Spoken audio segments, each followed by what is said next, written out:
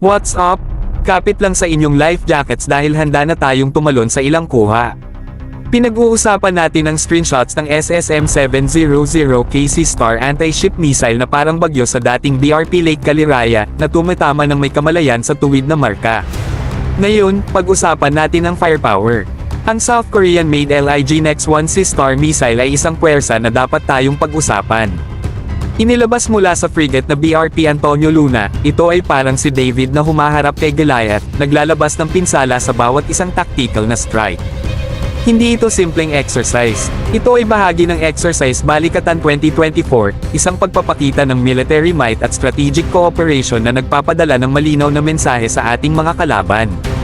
Ito ay tungkol sa pagpapakita sa mundo na handa tayo na ipagtanggol ang ating mga interes sa bawat tool na nasa ating pagmamayari.